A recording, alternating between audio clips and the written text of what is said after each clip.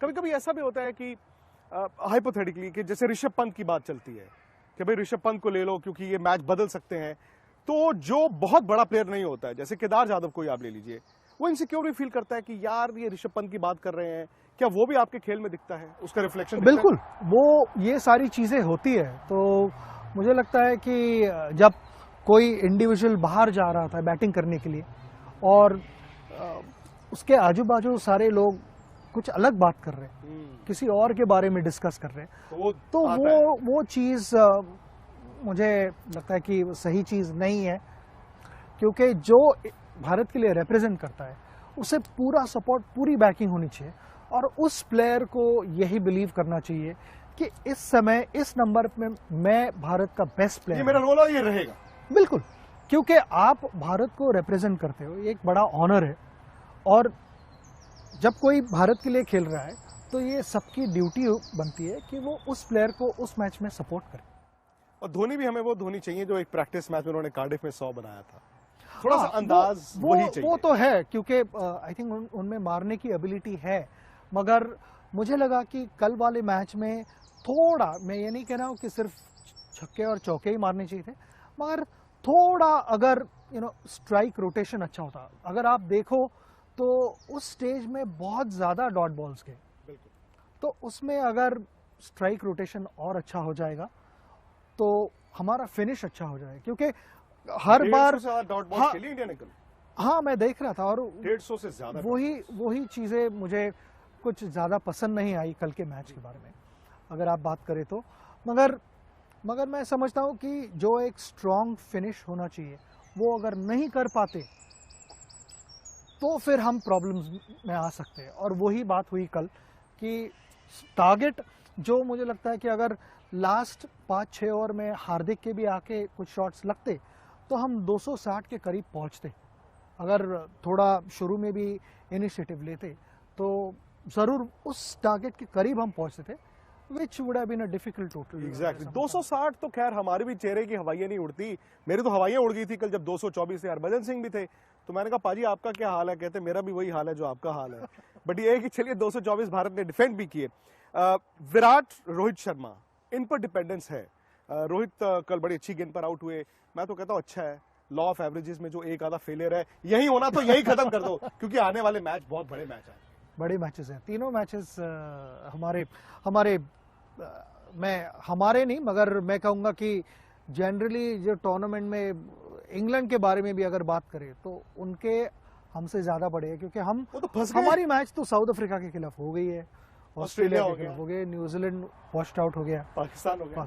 तो हमारे बड़े मैचेस क्या थे, वो तो मुझे लगता है हम थोड़े आसानी से जीते हैं। जो हम समझ रहे थे कि जो बड़ी मैच नहीं हो सकती, वो सबसे बड़ी मैच रही है अभी तक। सही कह रहे हैं।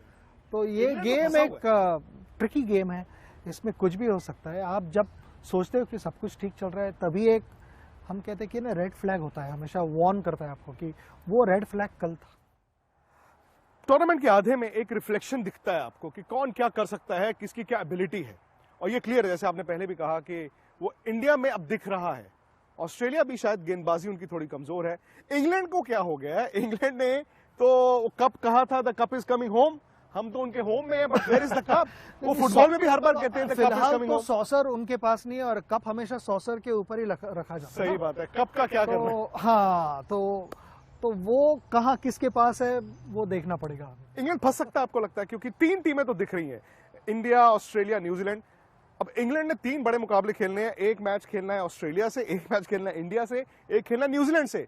और आंकड़े ये बताते हैं कि वो जो 92 आपका पहला वर्ल्ड कप था, उसके बाद से अब तक जीते नहीं है इंग्लैंड ने इन तीनों को वर्ल्ड कप में हराया ही नहीं है। 27 साल हो गए हैं इन तीनों टीमों को एक मैच नहीं उन्होंने हराया। तो कहीं ये ना हो कि the cup is coming home के चक्कर में टीम ही बाहर home but is not staying home. Cup is coming home ना, तो कप केम होम कितना, इट इज लाइंग हियर। हाँ, मई के एंड में यहाँ पे कप आया था, मगर not too sure at this stage कि स्टेइंग हियर और नॉट। बट इंग्लैंड बाहर हो सकता है, ये एक रियल थ्रेट है। ये एक थ्रेट जरूर है, मगर मैं समझता हूँ कि इंग्लैंड के पास वो फायर पावर है कि वो 3 में से एक आधा मैच इधर उधर कुछ ना कुछ करके निकाल ले, क्योंकि वैसा देखा जाए तो इनमें से उन्हें एक मैच जीतना है और बाकियों में भी ऑब्वियसली थोड़ा पुश करना इधर है, से उधर मगर हाँ, तो मगर एक मैच जरूर निकालना है इससे। वो इंडिया का तो नहीं हो सकता। नहीं तो मैं यही चाहूंगा कि बर्मिंघम वाला मैच तो वो नहीं हो छोड़ के सकता। बात करते हैं बाकी वाले गेम सही बात है। लेकिन अब इंडिया का मैच है वेस्ट इंडीज से। वो वेस्ट इंडीज जो एक दो बार इस टूर्नामेंट में ये कह सकता है यार हमारी किस्मत एंड में हमें दगा दे गई, तो फिर वही डर कि भाई बड़े मैच तो इंडिया ने जीत लिए। कल अफगानिस्तान का जो सबसे आसान मुकाबला था वो सबसे क्लोज मुकाबला हो गया। अब फिर आप मैनचेस्टर जाते हैं, यही वेस्ट इंडीज टीम है। फिर बार बार लोग कहेंगे यार पता नहीं which West Indies will wake up in the morning. फिर वही कहानी तो नहीं हो जाएगी। वेस्ट इंडीज हमेशा एक अनप्रेडिक्टेबल टीम रही है और कुछ टाइम से इनकंसिस्टेंट भी रही है।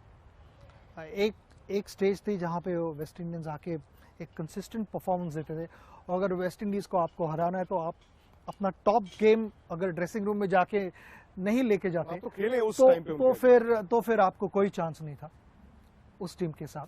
मगर इस समय मैं समझता हूं कि उनमें अगर आप देखो तो क्रिस गेल डेंजरस प्लेयर है, मगर अगर कल के मैच के बारे में बात की जाए तो देखो आप, उन्होंने छक्के कितने मारे और चौके कितने मारे, तो रिमेनिंग बॉल्स में कितने रन्स किए वो अगर आप देखो स्ट्राइक रेट तो बिल्कुल कुछ नहीं है।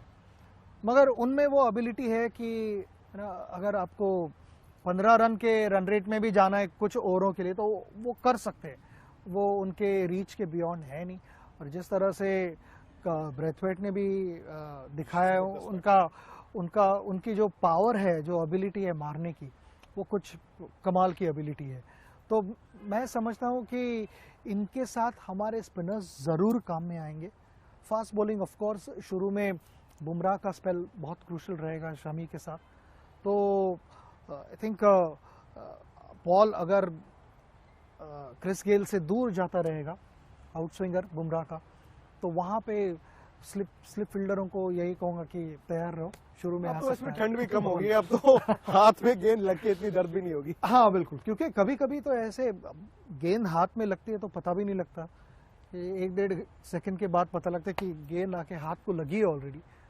और ये ठंड में अगर खेलने की आदत ना हो तो फिर ये एक एडजस्टमेंट करनी पड़ती है। मुझे याद है हम 1996 के टूर पे थे और यहीं पे होव में हम मैच खेल रहे थे, ससेक्स में, और ग्राउंड बिल्कुल समुद्र के पास में ही है, तो इतनी ठंड थी।